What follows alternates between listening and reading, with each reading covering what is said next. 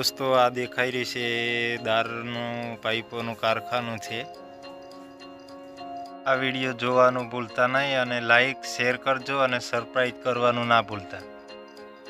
Video ગમે તો પૂરો એન્જોય કરજો। જય ખોડિયાર।